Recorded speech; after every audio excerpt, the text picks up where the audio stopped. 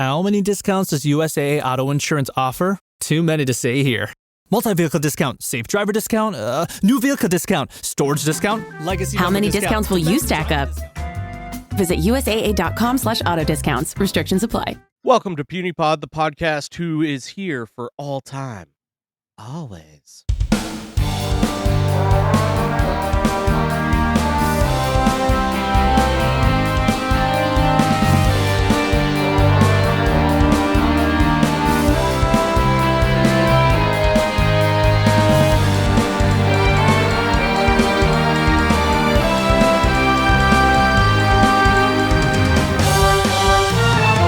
Welcome to Puny Pod, everybody.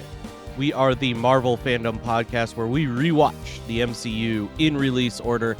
And over on our monthly Bugle episodes, we cover Marvel news up to date. My name is Ryan, and my co-host, who just really wants a jet ski, is David. David, how are we doing this fine Sunday morning? But where would I write it? I am doing very well. We're ready to live our glorious purpose today and talk about Loki season 1. How are you?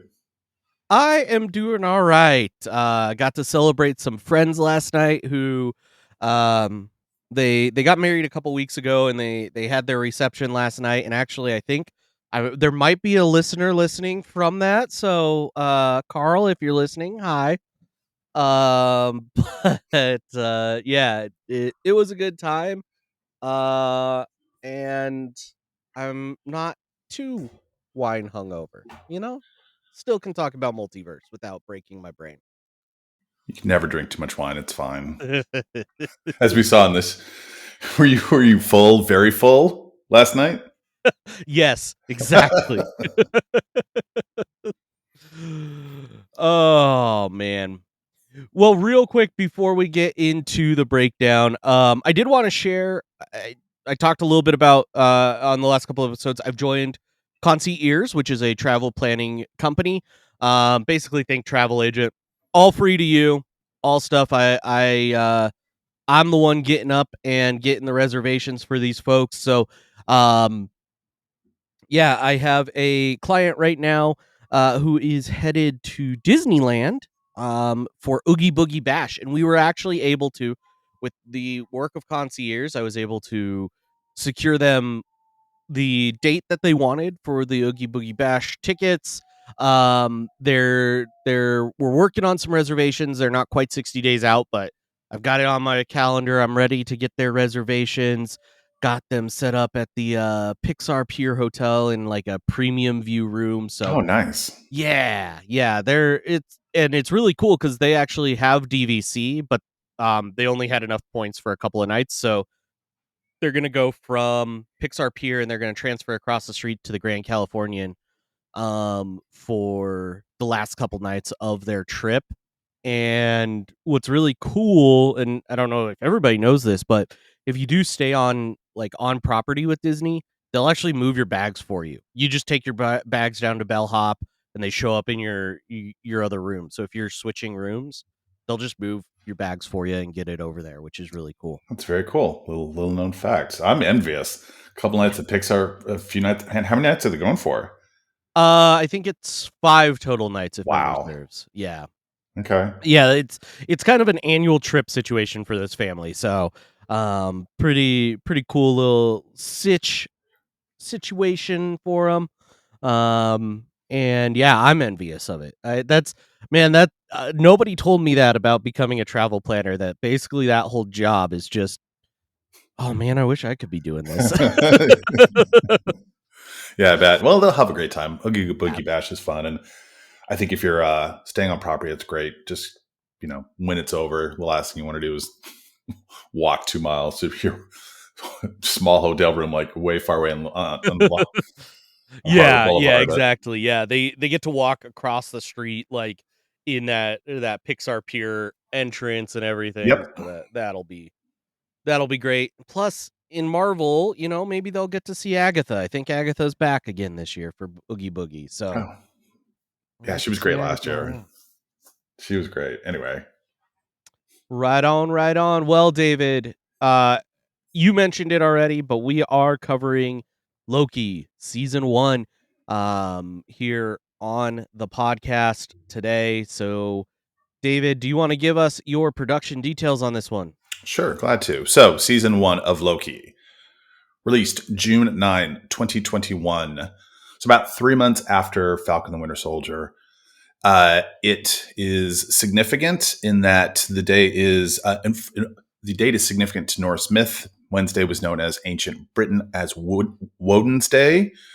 Woden was another name for Odin, and the number 9 is a special number in Norse mythology. So, in the 9 realms. So, there you go, Eric. Cool. When it premiered, it became the most watched debut episode of any series on the platform. So, Phase 4, Installment 3, 26th installment of the MCU. The basis for the series, so it's just we're starting to get into the multiverse, right? We're trying to and it basically picks up after the events of Avengers Endgame in 2019, where they go back in 2012, and we have where Loki's captured. He escapes with obviously the Space Stone, so the events of Thor: Dark World, Thor: Ragnarok, and Avengers: Infinity War don't happen to him. So the actual runtime of the show, without logos, recaps, 4 hours, 6 minutes. It was $150 million to budget to produce. Rotten Tomatoes, critics 92%, audience 90%. We loved it. Not everyone loved it.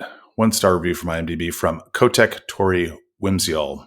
Quote, hopeless, lazy writing, terrible dialogues, and political correctness. A tiny blonde girl kicking asses of 4 big guards and countless men later on. Unbelievably stupid. Terrible CGI based on the Flintstones rather than Iron Man. A disaster. Wow. Oh, Kotek. Yeah. So November 2018, Bob Iger announced that they'd have a series on Loki. As with everything else, it was shut down about a month into shooting. So it shut down in March 2020, picked back up in September, closed and finished in December. The date moved a couple times. It was going to be May 2021, but then it got pushed back to June 11th, but it got pushed up to June 9th because it didn't want to coincide. It didn't want to conflict with Black Widow, which came out the 11th. The creator head is Michael Waldron, who also did Doctor Strange in the Multiverse of Madness. He was hired as the head writer and the executive producer on the series. And then Feige basically did what he always does, which is to steal someone from a Dan Harmon show. And he had done Rick and Morty, which is sort of a blueprint for establishing a multiverse. And so Waldron was the head writer. There were additional show writers, which we'll list in each of the episodes.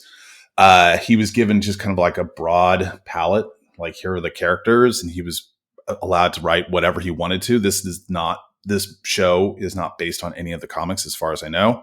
Mm-hmm. So Waldron felt the series was an opportunity for a chaotic and fun, his pitch to Marvel was to create like a big, crazy, fun time adventure that would explore this area of the MCU that we haven't really seen before. So the director was Kate Herron, who was kind of an unknown at the time. She had done Netflix's Sex Education, and she was a huge fan of Loki and the X-Men. And so she wrote a 60-page document for her pitch to be the series director. So, she had this real passion for the character, which she felt would differentiate herself from the others. And despite having little experience, her pitch was so passionate, it caught Marvel's interest and she got it. So part of her deal to join the series was she wanted to make sure there was gender parity amongst the crew, particularly with the department head. So, and so you see that it comes across quite a bit. The cast, there is one returning cast member. Tom Hiddleston is Loki. He was asked before, I love this part, he was asked whether Loki will get a love interest in the series. And this is before it was even launched. And he replied that, quote, the first stable relationship you have to have is with yourself. And then couldn't help stop laughing. Well played. So good. It reminds me of when Paul Bettany said, I'm really excited to act with this person for the first time. And he was talking about vision versus vision. He had to let up. Anyway, Sophie DiMartino as Sylvie, Owen Wilson as Mobius. Wilson admits he was not super familiar with the MCU or Loki when he signed up. So basically, he had to attend quote Loki school, which was hosted by Hiddleston to get him up to speed. Gugu Mbatha Raw as Judge Ravonna Renslayer, Wunmi Mosaku as Hunter B-15, Sasha Lane as C-20, Tara Strong voices Miss Minutes, Richard Grant does a great job as classic Loki. He said he'd always wanted to act alongside Hiddleston because of their resemblance. And so the father-son duo didn't work out, but it worked out in this one. We have D. Obaya Opore as Boastful Loki. We have Wally the Alligator as Alligator Loki. Giancarlo Esposito was at one point in time was in talks to portray a variant, but he ended up passing on it, and he obviously shows up in Brave New World. Eugene Cordero as Casey / Hunter K5E, and Jonathan Majors as He Who Remains. Real quick, just on costume and design, real quick. They wanted to create costumes that were an outer reflection of the inner story and would reflect kind of wear and tear. So, Mobius, they were thinking he's going to be scruffy. Then it's like, nah, it's not quite the right look. They ended up with him looking just like Marvel Comics editor Mark Grunwald, who was basically Marvel's top continuity expert. Mm-hmm. And then, he ended up not having the scruffy look. He remembered being on Saturday Night Live. And he's like, oh, I remember I had that time I had silver hair. And that's how I ended up with this look. And then DiMartino said Sylvie's costume is definitely disheveled. Her horn's broken. You just tell she's been through some wear and tear. So the TVA was inspired by movies like Metropolis, Blade Runner, Hitchhiker's Guide to the Galaxy, Brazil, thinking there was a good inspiration. It's like a big bureaucracy crushing the individual. And then the architecture is like mid-century modern and brutalist architecture. They were also inspired by, there's a hotel in Atlanta that has this crazy, insane elevator and bridges at the top, and it looks just like it. So, yeah, I think they actually shot the elevator coming down. I was watching some behind the scenes stuff, and they said the beginning of the shot, anytime you see the elevator kind of moving down through the TVA, that's actually practical. It's at that hotel, but then they composite it. Once you see the library stacks and stuff. Yeah. Shout out to the Atlanta Marriott Marquis Hotel. The other thing I was just going to touch base on is the technology, which I found really compelling when you look at, because you think of this as very kind of futuristic, but they have this weird analog technology that, you know what I mean? So that the TVs don't have color, and the temp pads are probably like very Star Wars feeling in a way. Yeah. So they were kind of, I guess they said they were inspired by the old calculator watches and Super Nintendo interfaces and so forth. So, and so that's basically the behind the scenes. I know that Loki has a comic origin. I think he was in Superman 12, I think, if I remember correct. Maybe I have that wrong. I'll defer to you on the comic stuff. Yeah. So I'll run through the comic stuff. I want to give a disclaimer before I get too far into it here.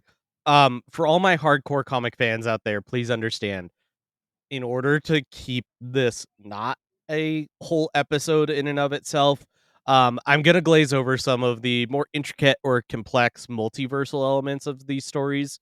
Just to make sure that we don't release our first, 8-part episode ever. It would be funny actually, an episode on each iteration, each universe of Loki, just all right, section 12. Trying to compile all this in my brain and understand it was wild. It is wildly complex. I am doing my best to get all the story beats without getting too lost in the sauce. So if your favorite story arc is not mentioned, please know it's just because I needed to get through it. And you just pruned it. I like it. I did. So yeah, let's start with our titular character Loki. So little bit of an interesting thing when you're talking about when was he introduced, right?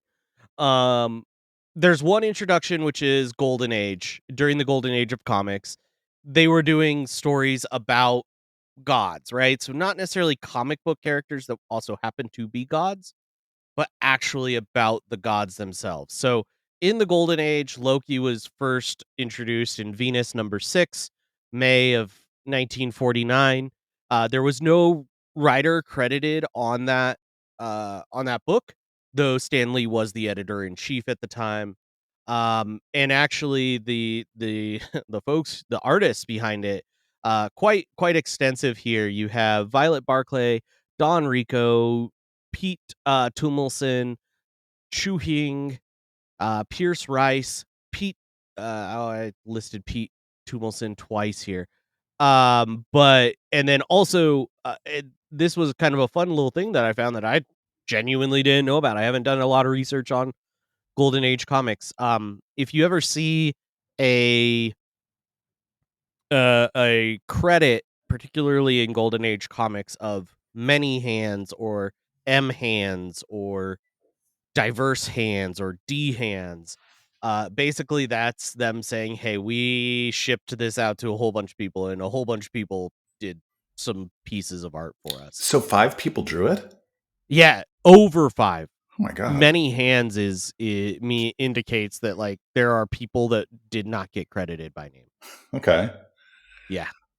That's pretty wild. I wonder if someone's like, hey, Don Rico, you're just drawing eyes. That's all you're doing. Doing the crazy eye.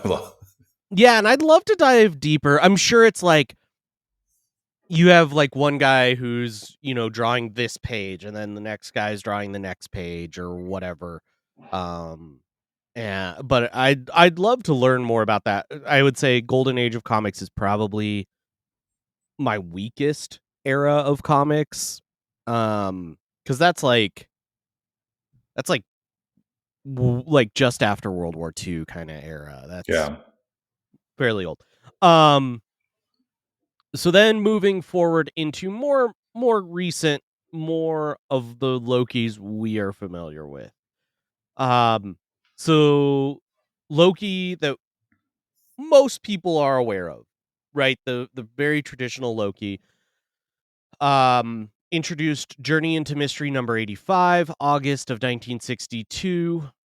Stan Lee, Larry Lieber on the right, got the writing credit for that one, and then Jack Kirby got the drawing credit, was the artist on that one.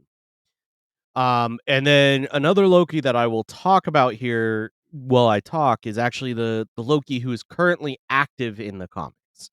And that Loki was introduced in Journey into Mystery number 622, April of 2011, written by Kieran Gillian and drawn by Stephanie Hans.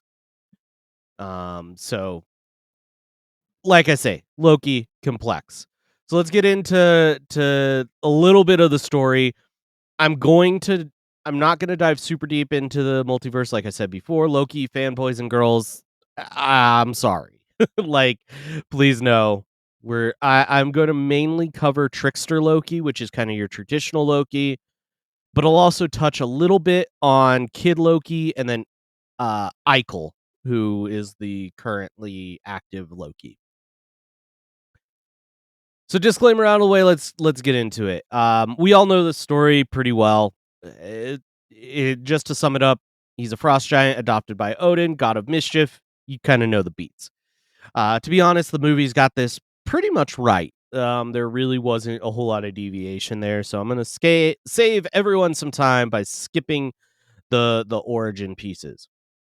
Loki is a major character within the comics. He was the villain in the very first issue of the Avengers, by way of enchanting the Hulk. In the 2004 Ragnarok event, Loki, along with all other Asgardians, was killed. Shortly after his death, he was resurrected by possessing a female body that was meant for a resurrected Sith. During this era, she was known as Lady Sith. After some time travel and other mystic shenanigans, this Loki was eventually killed in Siege number 4, May of 2010, when Void, aka Dark Sentry, attacked Asgard and literally tore Loki in half. So, Trickster Loki, the Loki that enchanted Hulk to form the Avengers, that Loki is dead in the comics. But there is a Loki that is still alive in the comics. There's actually 2. So currently active in the comics is a Loki that was reincarnated after after that Siege comic where he was ripped in half because he convinced Hela to remove his name from the Book of Hell, which allows him to not truly die. Instead, he just gets reincarnated. So after sacrificing himself during the attack, Loki is reincarnated as Kid Loki. However, the old trickster Loki's spirit still lives on in Kid Loki and appears to him as a magpie, which is given the nickname Ickle, which is Loki backwards.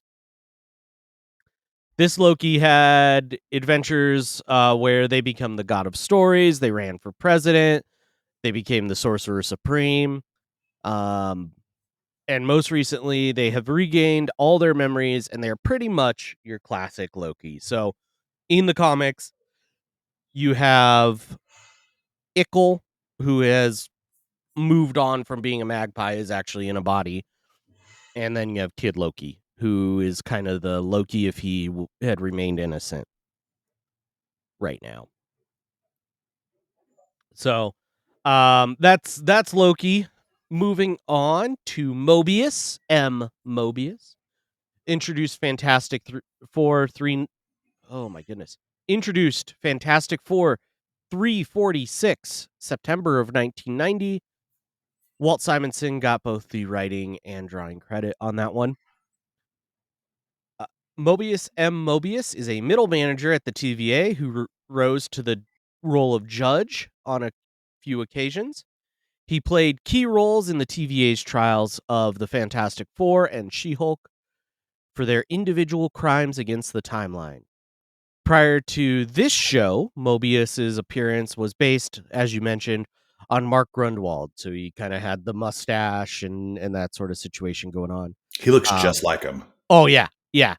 He looks exactly like him.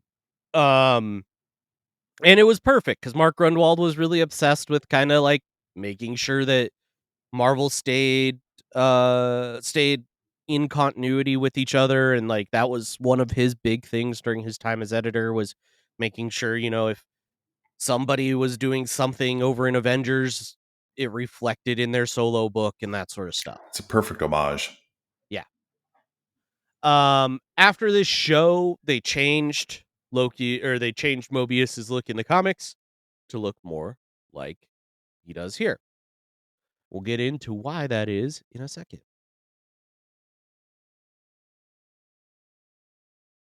Sylvie. Sylvie is interesting. I'm going to talk a little bit about Sylvie Lushton. Now, I do want to mention, for anybody out there screaming at your radio right now going, Sylvie's just the original character. It's Lady Loki, whatever. I agree that she is mostly an MCU original character, but she definitely did take some beats from Sylvie Lushton here. So Sylvie Lushton was introduced Dark Reign Young Avengers #1, May of 2009, written by Paul Cornell, art by Mark Brooks. Sylvie Lushton was a average woman in Broxton, Oklahoma when Asgard came to town. When Asgard moved into Broxton, Oklahoma, Loki thought it would be fun for there to be a mortal who thought they were an Asgardian, so he empowered Sylvie with his own powers. Sylvie took on the moniker Enchantress and joined the Avengers, posing as an Asgardian during this time. Eventually, Sylvie tried really, really hard to make the world a better place, but would often find herself more aligned with more villainous teams. In her last comic appearance, she was banished to one of the 10 realms by the actual Enchantress herself and was told that she could survive. If she could survive in that realm, they could be friends once she got out. Moving on to the TVA. Welcome to the TVA. So TVA introduced Thor 372, July of 1986. Walt Simonson, Sal Buscema on that one. The TVA is a sprawling bureaucracy created in the far future that exists outside time and space in a area called the Null Zone. or null time zone. It's tasked with balancing and maintaining the various timelines of the multiverse and even pruning unwanted timelines. Sounds pretty familiar.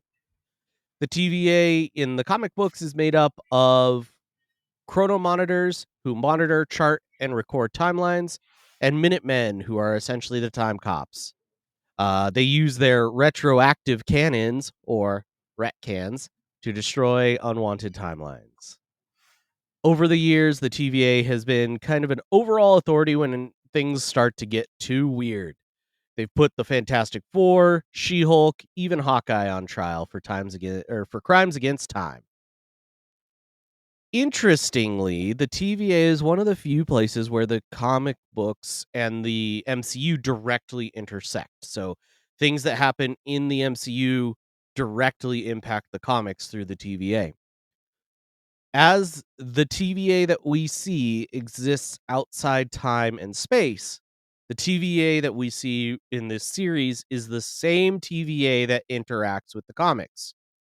This wasn't the smoothest of transitions at first, obviously, like, some people's looks changed, the actual design of the TVA changed. But now, the agents of the TVA actually remember their actions from Loki, right? So they'll refer back to what happened in Loki. And then this, I will give mild spoiler warning here. It is what it is, but from December of 2024 until June of 2025, a limited run team up style comic based around a team brought together by the TVA was running. And this team includes Gwen Stacy from Earth 65, aka Ghost Spider, James, aka Jimmy, Hudson, aka Howlett Jr., from Earth 1610, who also has the poison symbiote, is also the son of the Ultimate Universe Wolverine and Magda. Peggy Carter from Earth 82111, aka Captain Carter. Gambit from an unknown universe. He's Heartbroken Gambit. And then Dream Queen from Earth 616, so mainline universe. Notably, this team does fight Nightmare, who was mentioned in this show. It's kind of fun there. Yeah.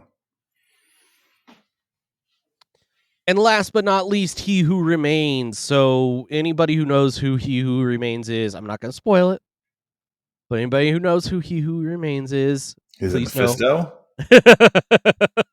I'm covering He Who Remains here. So, introduced Thor 245, December of 1975, written by Len Wein, and drawn by John Buscema.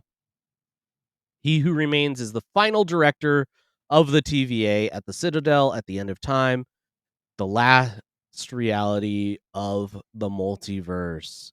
He Who Remains created the Time Twisters in hopes that they could survive the end of time and teach the next time cycle the lessons from his time cycle. Instead, they started traveling back in time and wreaking havoc.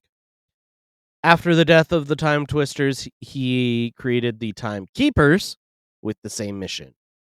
So, He Who Remains, at the heat death of the universe, he was the last director of the TVA. So it's interesting. You definitely see themes pulled from the comics, even though the story is not from the comics, right? Right. Yeah, I think particularly what's interesting is like with the TVA, where because of the way that they exist, it actually like interacts, and that's something we haven't really seen, right? Like theoretically, the movies are over on one side and the comics are over on another. But the TVA kind of creates that bridge, which is really neat. It is neat, yeah. And the part about He Who Remains looks like that's a direct corollary that we'll see in episode 6, right? Yep, exactly. Well, David, let's see here. Let's set the stage. What do you remember going into this when it first came out? like back in 2021 when it was first airing. Yeah, 2021. We had WandaVision, followed shortly by Falcon and Winter Soldier, followed by Loki. I didn't read a lot of Loki in the comics other than, every once in a while, vis-a-vis Thor, vis-a-vis the Avengers. But I do love the character that Yeah. Tom Hiddleston's created. Probably, if we were to go back and if I were to think about if we were to include this phase, like MVP of phases 1, 2, 3, 4, I might put him as MVP because he's that good. He's compelling. And so for that reason, I was looking forward to the show. I had no background on it. Didn't know what they're going to do. Saw a lot of the previews and I was like, okay, this looks weird, but I'm in for it. How about you? Yeah, I would agree. I think I was really interested in it. They did not give much plot. I was thinking No. back about this. Kang was a surprise. Well, Kang, He Who Remains, Jonathan Majors was a surprise, right? We knew Jonathan Majors had been cast, and was going to show up in Quantum Mania. I think at the time that had been announced. We didn't know. We didn't know Sylvie was going to be Sylvie. We didn't know, like, we didn't know much about this show when they first were working on it. And so I remember, like, oh, this one seems interesting. This is kind of like weird and probably going to be multiversal because, the TVA and all that. And I don't know what Lightning McQueen is doing in there. But this looks interesting. And like you say, Loki's a great character. I I would agree. He's probably overall MCU characters. He's probably easy to put in my top 5. Yeah, Mount Rushmore for sure, right? Yeah. Yeah. The And so it was interesting going into it. Yeah, I think because of the delays caused by COVID and then the compressed production schedule, there wasn't I feel like I've seen the Fantastic Four by now. I've seen so many Yeah. right screeners and so forth. But with these, I get the sense that they were basically writing, directing, producing, and then up until the very end, and didn't spend a lot of time. We didn't have a lot of previews, right? So we're just going in and here for the characters, not sure what the plot's going to be. So yeah, absolutely, and so I that's one of the things I will say on rewatch that struck me was just it's a totally different experience to rewatch this show. How so? Because when you're first watching it, all of that mystery, man, and all of that what happens next, and I remember when Loki. I mean, I'm jumping ahead a little bit, but when Loki gets pruned, it's oh, did they just kill Loki? I guess he didn't last long, right? Which was really interesting at the time. Now, of course, with hindsight being 2020, we knew, that he's gonna be back and whatever. But it was really interesting, and it just is such a different experience second time through. Yeah, once you know how the magic is done, then you can kind of look for the magician's hands as because they're kind of telling the story. We'll get into it, but yeah, so the question for you is: so you mentioned the rewatch. What were you looking forward to on the rewatch? I was looking forward to getting back into this one. I remembered loving it first time around, so really excited for it. Yeah, I liked this one. I liked it. I liked it a lot first time around, and so it was okay, let's get back into it. We've been going through, some really good shows. Let's hope it stays good, right? And so really was looking forward to it. How about you? Well, I wasn't looking forward to the Flintstone CGI that. No, so watching it in the context of knowing the production delays, knowing that when this series is over, like there's still no vaccine. They're doing all this stuff. They had to cut stuff, like all of them had to. Yeah. I wanted to the parts I wanted to really focus on. I really want to understand the multiverse, to understand, because this is leading up to it, right? And watching the first time, I was like, wait, what's happening here? What's the, you know what? I'm not going to try to understand the science. But so I was looking forward to that. I was looking forward to like basically kind of approaching the multiverse with kind of fresh eyes, and not having seen it in a while. I had forgotten a lot of parts of it. So it was fun on rewatch to actually kind of experience it again, if that makes sense. Yeah, I like that. That's a really good call. Yeah, super duper. I in the course of this show, our show, right? Puny Pod. There's episodes where it's like there's kind of three classes, right? There's kind of the like, oh yeah, I kind of remember this. It'll be fine. There's, I remember this, it was bad, I'm not looking forward to it. And then there's like, oh my goodness, I'm so excited to get back to this. And I would say Loki was definitely in the like, I'm so excited to get back to this one. Yeah, there was no sense of like, all right, let me get some caffeine. Let me just gird down for the move. You know what I mean? Like, it wasn't like that at all. It was weird and funny and sentimental. And I just remember at the time thinking, wow, this is really, really, really well done. And fortunately for us, all of the Disney Plus shows which followed have a similar level of excellence. And I'm kidding. Yeah. So, well, anyway, should we get into it? Let's get into it. So, starting with episode 1, Glorious Purpose. All of these are directed by Kate Herron, like David mentioned in the production details. And then for Glorious Purpose, it was written by Michael Waldron. We open up on 2012 Avengers Tower. We start with that Endgame scene, right? The famous, kind of after the battle scene. 2012 Avengers have Loki bound, taking him downstairs with the Tesseract. They get to the ground floor.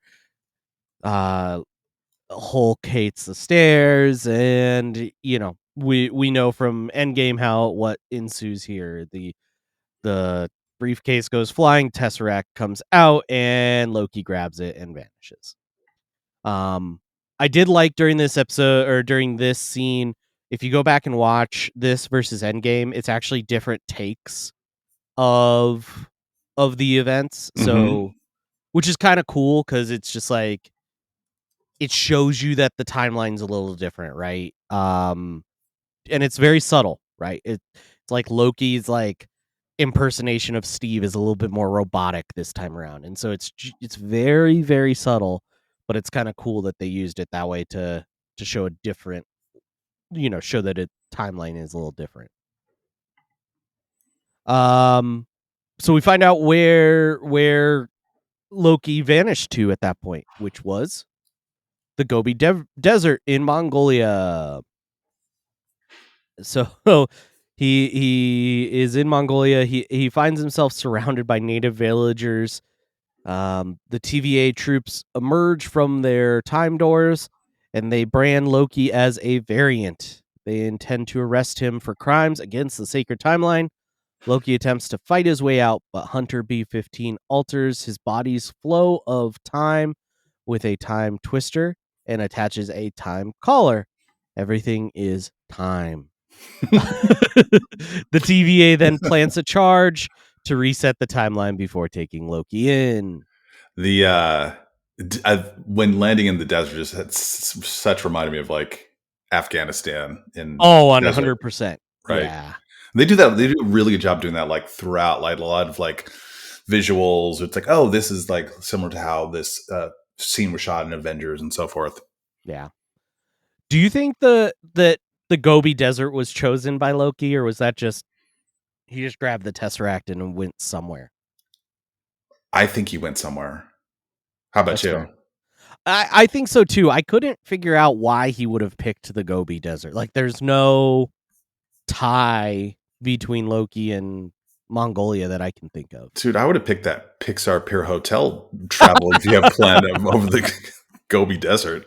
Yeah, That looks right. lame. So then we get to the TVA.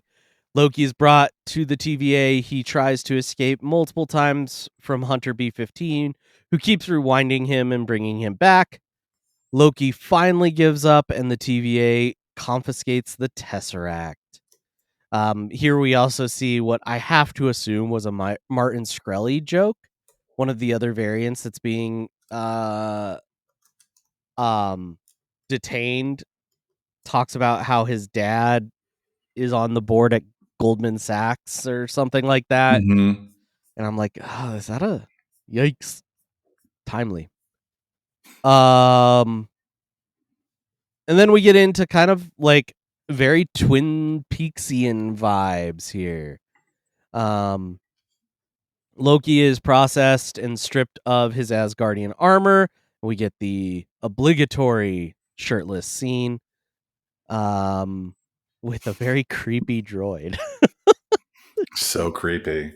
The like slow smile. Slow. Yeah. No, I love these scenes. It was very Twin Peaks, very weird. Yeah. He has to sign like everything he's ever said. He's also like faced with this like, were you born an organic creature and scanned to have a temporal aura, which confirms he has a soul.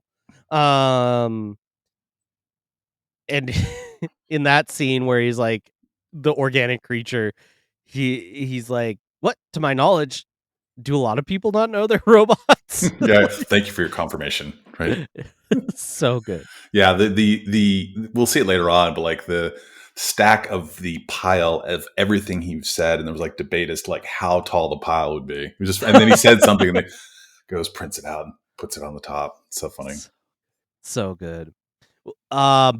He watches an introduction with Miss Minutes.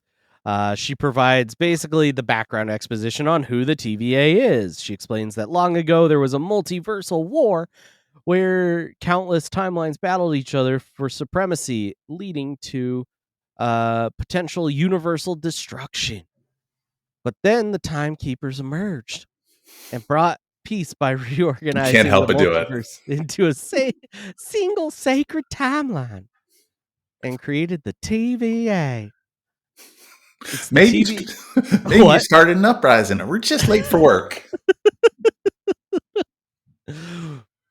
It's the TVA that watches out for any alterations to the sacred timeline and goes hunting for the variants that cause the Nexus event that could create branching timelines and another multiversal conflict. Now that Loki no longer has a place on that timeline, he is going to stand trial for his offenses. Okay, so I watched this Miss Minutes video like 3 or 4 times in red. And at this point in time, I think I got it. At this point in time, I think I have it. Okay, good. Yeah, I love this video. Like the animation style on it is very like Rocky and Bullwinkle-esque. Mm-hmm. It's a good call. Yeah, it's super, super fun. Very much fits that like retro future kind of thing where it's like, yeah, we're futuristic because we're time traveling, but also everything is still, you know, in the mindset of basically 50s technology. Mm-hmm. Like, yeah, very kind of anachronistic, but also very like future, right? Yep. And then cue the title card, which was kind of cool. Green and gold for Loki. Instead, you know, we saw it be purple for Agatha. Those were kind of the first two retroactively. If you're rewatching the MCU, the first one you'll see that like changes the color of the time card or the title card is Black Panther. Yep. But they did that after Chadwick Boseman's passing. Yep. So we have reference to Nexus event. We just saw that in the WandaVision commercial and the Sacred Timeline, obviously.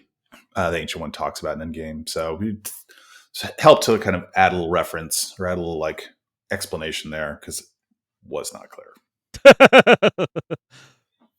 So then we go to France, where we're gonna see see Mephisto, right? Yes. We see Mobius investigating a Nexus event in a French church involving a murder. He asks the child who did it. She points to a stained glass window depicting a figure with horns. The child also presents a pack of candy that was given by the culprit, which they take to analyze because it's clearly not from 1549 France. They didn't have kablooey back then, you're saying? Sorry? As they prepare to set the reset charge, a Minuteman notifies Mobius that the variant Loki has been captured and hands him a file. I thought this scene was, and this gives us the very first time travel, right? Other than 2012, but I mean, like from the TVA perspective of them going back into the timeline and. Oh yeah.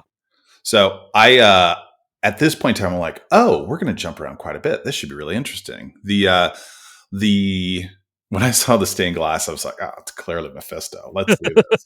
and the director, Kate Aaron, she was like, oh, it's definitely not Mephisto. Just so you know. Yeah. And actually, Loki's file that Mobius gets handed is, of course, full of some fun stuff, right?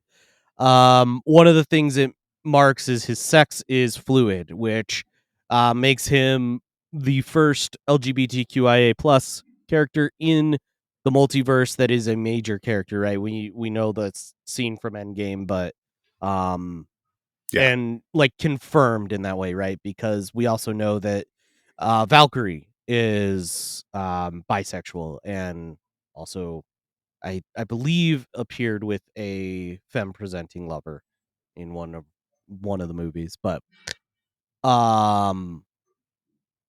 yeah, so and this is pulled from the comics. This isn't some, woke, changing of the story. This is part of Loki's character in the comics. And then also he's listed as operating within sector, aka timeline of 1900 through 2099. For comic book heads, 2099 probably rings a bell because there is kind of a lot of futuristic stuff. There's like a whole futuristic universe set in 2099. So moving on to Time Court. Time Court with the Time Cops. Do you have your time evidence? Can you make time bail? At the TVA courtroom, Ravonna Renslayer asks Loki how he pleads to the charge of violating sequence 7/2089. Are you guilty or not, sir? Loki, guilty of being the God of Mischief. Yes. Guilty of finding all of this incredibly tedious. Yes. Guilty of a crime against the sacred timeline? Absolutely not. You have the wrong person. Still so boastful and so full of himself. Loki suggests that the Avengers are the ones guilty of altering the timeline, but Renslayer dismisses that claim. She says that the Avengers did what was supposed to happen. Well, Loki's escape was not. Loki pleads guilty and tries to use his magic, but fails, before Renslayer sentences him to be erased from the timeline. Before he can be reset, Mobius intervenes and saves Loki from being reset. So, two things. It sounds like that everything that happened up to the point where they took him down the stairs and the space stone, they were supposed to go back in time. They were supposed to go and at those different points in time to retrieve the various Infinity Stones. And okay. Yeah, that was all like quote unquote supposed to happen. And I think that's one of those like subplots that's not super well spelled out, but like ultimately the sacred timeline, and this is something I think Loki discovers throughout the show, the sacred timeline is a bunch of random happenstance that just somebody chose, right? Ultimately, He Who Remains is who chose it, but Right. they chose that set of events to happen. They could have chosen a different set of events, right? They Right. could have chosen the one where Loki stole it, and I think that's what Loki's ultimate like struggle is in this whole show is like whose choice is right. Yeah, free will, whose choice, right? Who created all this, right? The other thing I thought was interesting in the time court was the mural as you pass your way in. That looks just like a young Stan Lee. I don't know if you noticed it or not. I think it has to be because he's passed at this point, right? He's passed by the time they're filming this. Mm-hmm. So they could not have had like a live cameo, but I like to believe that it's a little, cameo in set design there. It could also be what's his name from Parks and Rec, but we'll keep going on. Nick Offerman, yeah. Yeah. It's fair. So we're over at the TVA interrogation room now. Loki says that I will burn this place to the ground, to which Mobius says, I'll show you where my desk is. You can start there. Loki stops to admire the TVA. I thought there was no magic here. Mobius assures him that this is all real, along with all the paperwork that which Mobius suggests Loki could use as kindling for his fire. When they're walking, this part kind of cracked me up. This gives you a sense for like the kind of the buddy up kind of dynamic. Right. And Wilson's great. He's so funny. Oh, so good. Ka-chow. I don't know why that cracks me up. Oh man, maybe I need to put in my Pop Secret Lightning McQueen commercial that I gave to. Who was it that did? Was that Supreme Resort that collected those? I can't remember. What was it again? Oh man, they collected for like a Halloween show or something. They sent out a bunch of prompts and wanted commercials from other That's right. hosts on the network, and I did Lightning McQueen doing a Pop Secret popcorn commercial. I forgot about that. That's so funny. Oh. When they walk, you see look at the top at the magic. You see outside. It looks like, I don't know, Coruscant on steroids. Oh yeah, it's crazy. And there's a structure that reads T282, like you can kind of barely see. And the Mighty Thor number 282 featured Immortus, which was the King variant, and the Timekeepers. Nice. Yeah. Good spot. Good spot. I'm watching on my iPad. I'm like, wait, is that a number? Let me pause it. Let me look. Yeah.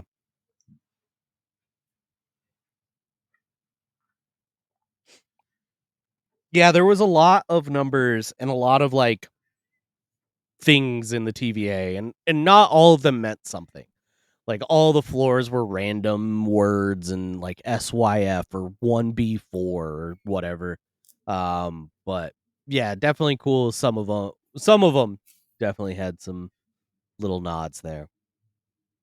So Mobius formally introduces himself to Loki, telling him that he wants to take him somewhere to talk and not to kill him.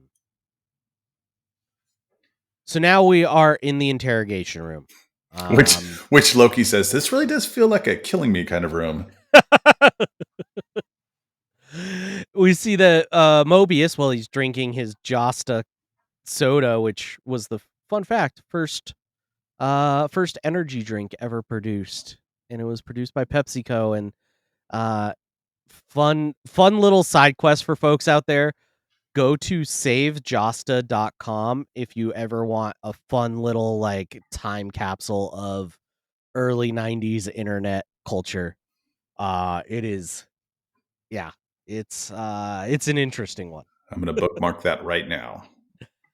So we're in the interrogation room. Mobius talks to Loki about his superiority complex and his desire to hurt others. He shows Loki various clips of his original life. He sees if it's all the same to you, I'll have that drink now. Murdering Phil Coulson, which by the way kind of canonizes the fact that Agents of S.H.I.E.L.D. doesn't matter to the timeline.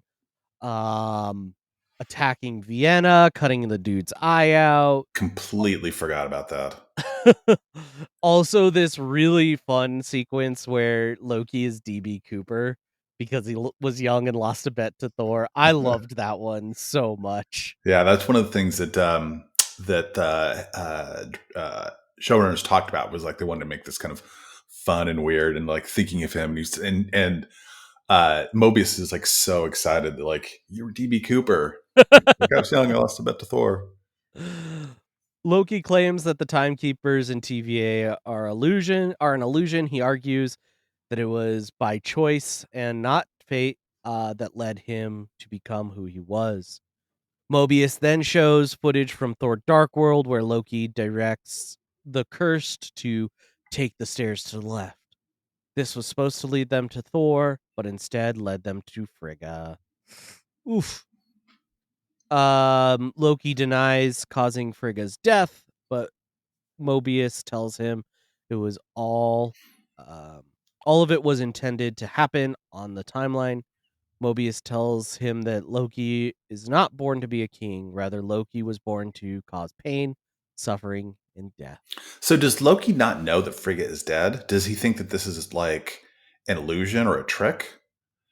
I mean, I think at this point he's starting to get the picture, right? He's starting to understand that this maybe is real, but yeah, I mean, going into this, he doesn't know that Frigga died. Okay, yeah, I was going to say, because he was plucked out in 2012, so he didn't experience Dark World, which is 2013, and therefore that where she dies. Okay, makes sense. Yeah, sort of.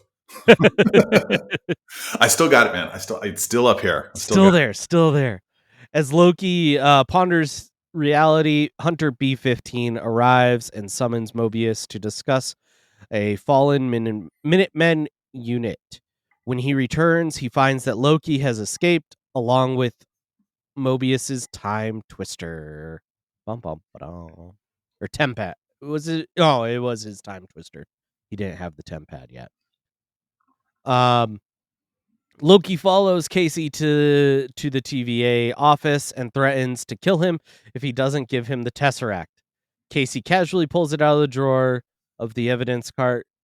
Loki looks in and we see a pile of Infinity Stones along with a Onus Wagner T206 baseball card, which first time I saw that one, I was not expecting it. There's also like a frozen French Medal of Honor in there. And then also, David, did you catch the piece that should be in a museum? Yeah, there's also, I went on a deep dive on Reddit. There's like a $5,000 chip right next to it, and evidently there's a reel-to-reel with the missing 12 minutes from the Watergate tape. So I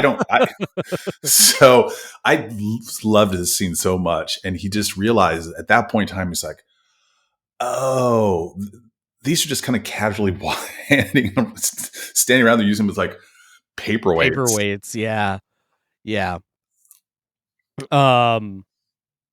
Yeah, and I think there's also like Tony Stark's like electromagnet looks like it's in there, so maybe there's a timeline where like Pepper didn't put the magnet back in correctly. Yeah, dark. So B-15 arrives at the office and tries to erase Loki, but Loki teleports himself back to the interrogation room. Loki sees the TVA file of his original life on screen. He fast forwards past Frigga's death. He tears up as he watches the bonding moments he had with Odin and Thor and life on Asgard until he reaches the end of the recording where he witnesses his own death caused by Thanos. As Loki reaches the end of the tape, B-15 arrives and attacks him. Loki manages to remove his time collar and place it on B-15 and repeatedly teleports her out of the room. Mobius, so funny. Yeah. Stop! Stop! So good. Mobius arrives and Loki admits that he does not enjoy hurting people. It's all part of the illusion. He is conjured up to hide his weakness. Mobius recruits Loki to help hunt a fugitive variant who has been killing Minutemen. Loki, why me? Variant. Or Mobius. The variant you're hunting is you. Loki, I beg your pardon? Head to Salina, Oklahoma. And actually, just before we do, I do want to mention the end of the reel of Loki's like timeline did have like ETH 616, Earth 616 on it. Which now is the MCU apparently. Thanks, Multiverse Madness. Sorry, spoilers, but Ryan's still not happy about it. I'm not. Jump to 1858, Salina, Oklahoma. Minutemen arrive in Oklahoma and discover a weapon from the early 3rd millennium designed by AIM. If you look at the TemPad, it actually says like it was built by Advanced Idea Mechanics. And the smell of oil. Before they can reset the timeline here, the Loki variant can be seen in the distance. As the Minutemen approach, they drop the lantern, causing a huge fire and killing them all. Seems like a very cool and chill variant. Very cool and chill. Yeah, in Oklahoma, you mentioned in the comic breakdown, it's also where in the comics, I think that's where New Asgard was after Ragnarok. Yep. And then I will mention that at the very end of the credit roll, you do get kind of this fun post-credit audio where Miss Minutes, thanks for visiting the TVA. Don't hesitate to let us know how we're doing. I'm not glad that got a little Mickey Mouse. I'm not a little bit. So funny. So episode 2. So the first episode, great. I mean, we're already like on a journey, right? We find he's hunting himself. Right. Episode 2, the variant, right? Written by Elisa Karasik, who wrote for the Marvels. So we're in 1985, Oshkosh, Wisconsin. And Oshkosh is the home to Wendell Vaughn, who is Quasar, who's written by Mark Grunwald. We see 3 Minutemen arrive at a Ren fair in Wisconsin in the mid-1980s. They detect a variant in one of the tents, but it turns out to be a trap. As Bonnie Tyler's holding out for a hero plays, the variant uses C-20 to kill the other Minutemen before he kidnaps C-20 and a bunch of resets using the time door. Question for you. Have you ever been to a Ren fair? Yes. I have as well. They're a blast. Yeah. I might have even been in a Ren fair circa around 1985. It's so funny. So we go to the TVA office, and Loki is reading Mobius's Jet Ski magazine while being quizzed by Miss Minutes about Nexus events. He's wearing a jacket that says variant on the back. The Mobius arrives and tells Loki to gear up because there's been another Minuteman attack. And B-15 briefs him about the 1985 ambush while Mobius tells him to be on the lookout for one of the Loki variants. And then Mobius shows Loki various Loki variants. We have Frost Giant Loki. We have Lance Armstrong Cyclist Loki, I think it is. Yeah. There's a Strong Hulk Loki. There's Trickster Loki. And there's Viking Loki. And I guess the last 3 are taken from the comics. So they decide to go on a little trip. They go back to 1985. Loki and Mobius and team, they go there and discover no variant traces. B-15 orders the Minutemen to fan out and search for Hunter C-20, who was kidnapped by the variant. Loki tells him not to leave the tent and warns them about underestimating the Loki variant. Quote, where there are wolf's ears, wolf's teeth are near, which is kind of a throwback to, was it Ragnarok with the... Oh, yeah. Right? Where Hela had her wolves. Yep. So Loki offers his help to capture the variant, but they decide to prune the timeline anyway. There's a discussion as to why don't you just go back beforehand and before the variant first arrives, but Mobius says that basically destabilizes time. So we go to Ren Slayer's office, and Moby meets with her and tries to convince her to allow him to use Loki in order to capture the variant. He tells her that if he can understand Loki, then the TVA can better understand and capture the Loki variant. Renslayer gives Mobius one chance, noting that the timekeepers are monitoring the case. We see him sign off on some paperwork, and he has a pin that reads Franklin Delano Roosevelt High School, which we will not hear of later on in the show. Outside our office, we see Loki hop off a waiting room couch. He's like super excited to explain the Wisconsin mission. And he says, this was your first lesson in catching a Loki. Expect the expected. And so Mobius tells Loki that he needs his help to catch the, quote, superior Loki variant, not to explain what makes them tick. Mobius adds that he thinks that Loki is motivated to find the killer because of his insecurity knowledge that the Loki variant is superior. Loki asks Mobius why he is vouching for him with Renslayer, and he offers 2 reasons. Mobius says, A, because I see a scared little boy shivering in the cold and you kind of feel bad for that ice runt. Or B, I just want to catch the guy and I'll tell you whatever I need to tell you. And then the ice runt, which is, he's a frost giant, which is kind of a funny irony. Mobius, they go to the TVA library and he tells them that this is their last chance to scour through the various files regarding the variant and apply his unique Loki perspective. His review of the files tells the same story. A variant kills Minutemen, and they capture and reset charges, rinse and repeat. Loki, he wanders from his desk and he encounters a librarian. He asks her for all the files pertaining to the creation of the TVA and the end of time. Good luck getting those. Those are classified, so she simply hands him files about himself.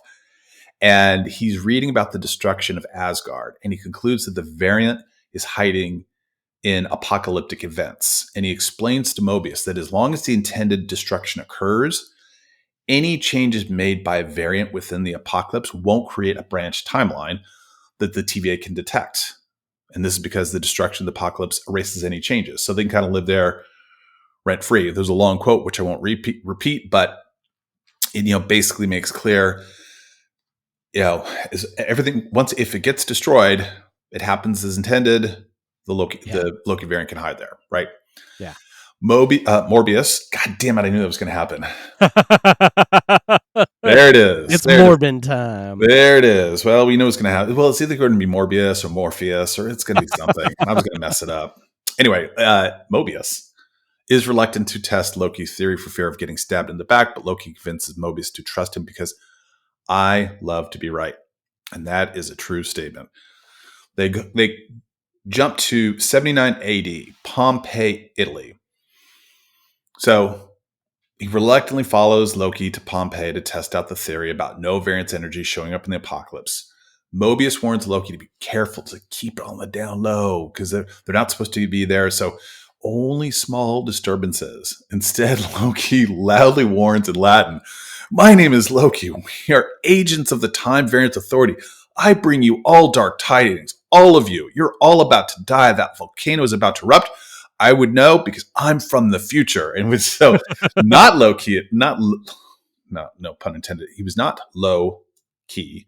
He was Loki. And so no branch, but despite trying to create this, this ruckus, no branches are formed as the village is destroyed.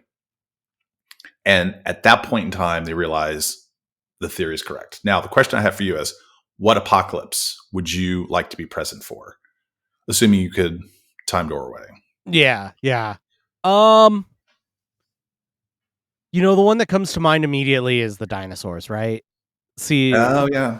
Be around for the dinosaurs, get to see dinosaurs and that sort of thing. I will note that I think it was the file on DB Cooper maybe also had an apocalypse rate marking on it in the show, which is a little bit silly because nobody really died. No. But how about you, David? 1906 San Francisco earthquake. Oh, good call. Not that many people died, and I think I know a real safe place to stand to watch. Could be kind of weird, but anyway, I've heard about it all my life. Anyway, so they return to the TVA. Now they know that the theory is correct. So Mobius shares his admiration of jet skis, but knows he can never ride it because it would cause a branch. And they have this existential discussion about reality and purpose and free will, these constant themes we see all throughout the show, before Loki asks Mobius how time is supposed to end. And Mobius explains that once the timekeepers are done, there will be no more Nexus events, just order. And we meet at that piece at the end of time. And Loki kind of plants a little seed of doubt by saying, well, no one's truly good or no one's truly 100% evil, if you will. In the background, as he's kind of talking, you see the number 372. Some of the numbers, like you said, mean things. Some of them don't. This might be a nod to Mighty Thor 372, which featured the TVA. Mobius recalls the encounter in 1549 France, and he retrieves that kablooey candy, which caused the kids' teeth to turn blue. They realized it was only sold between 2047 and 2051. So they go through all the natural apocalyptic disasters that happened in those years. The climate disaster of 2048, which I'm telling you right now, that one's going to happen a lot sooner. The extinction of the swallow in 2050, Krakatoa's 2049 eruption. Then Loki says he's found the variant, suspecting them to be hiding in 2050 Alabama, which is the subject of a Class 10 apocalypse. And Mobius has this funny comment like, you're going to take my job if I'm not careful, which might see. Mobius tells Renslayer about Loki's theory and the Category 8 hurricane, which wipes out Haven Hills, which is a corporate town owned by Roxcart, which might be relation to Roxxon. Yeah. Right? Yeah. Very, very much. I will say this scene has very much Idiocracy vibes. Like Roxcart, it makes me think of the welcome to Costco, I love you, from Idiocracy. So funny. Renslayer, she reluctantly approves Mobius's bid to send a Minuteman unit to catch the variant in Oklahoma. And they're about to hand out, I love this scene, Mobius hands Loki a couple daggers, and just in case. And daggers are obviously his weapon of choice. So, here you go, just in case. And B-15 immediately confiscates, absolutely not, and grabs them away. I will say, shout out to Hunter B-15's actor here. The timing was so good, and the way the shot is framed, they had to walk through a door, through most of that locker room, and hit right on the right time to take just great, great blocking there and great comedic timing that takes a lot of work to get right. Yeah. On rewatch, Hunter B-15 won me Masaku. She's great. She's so good in this. Yeah. She is funny. She's she's a great actress. Anyway, so they go back to Oklahoma. They know there's a large number of citizens who are taking shelter inside the warehouse because it's you can imagine a ginormous mega store, right? So they arrive at Roxcart. B-15 orders Loki to come with her instead of going with Mobius, and the team split up to search for the variant, who is there and monitoring their presence. And then we get them some back and forth scenes between Loki and B-15, or Team Loki, and then Mobius and the Minutemen, most of focusing on Team Loki. So they are in the area of the store that has plants for sale. They find someone shopping for plants, hurricane sale, sale is half off. B-15 approaches the individual, who grabs her arm and then passes out. It's this funny, there was a funny quote before they did. B-15 says, "Could that be you?" And Loki says, "I mean, I probably would have worn a suit, but yeah, maybe." So Loki asks if the guy is dead, and B-15 says no, they usually survive. And then B-15 slowly turns and speaks to Loki. And then that's the moment we're like, oh, you're the variant. Because she says, you're the fool the TVA brought in to hunt me down. Mm-hmm. And he goes, me, I presume. Please, if anyone's anyone, you're me. And Loki's like, how nice to meet you. And then they have these kind of matching Loki smiles, which is so great. I will say that in the scenes that we see the actors playing variants, I thought all really great body language, smarm, and sarcasm that they all come up with. Yeah. The variant calls Loki a coward for working for the TVA, but Loki says he works for himself. An employee arrives, and the B-15 variant grabs his arm and switches bodies. Hello, Variant Randy. So Loki says his plan is to overthrow the Timekeepers and invites the variant to join, but the variant declines. We cut to Team Mobius, who at that point in time, they find the scared survivors in the storm shelter. And as they search for the stolen reset charges, they find C-20, who's catatonic and just mumbling over. She reveals that she has surrendered this secret location of the Timekeepers to the Loki variant. Back to Loki, and they're having this conversation about what he wants. It's whether the variant wants to rule. He's not to rule the TVA. We learn later on that when take down to the TVA, and he notices the reset charges and loses sight of the variant. And then at that point in time, another variant shows up, and it's the IMDb listed as Country Hoss variant, who is much larger and much stronger. And he punches Loki, and Loki's like, I miss Randy, which cracks me up. I don't know why.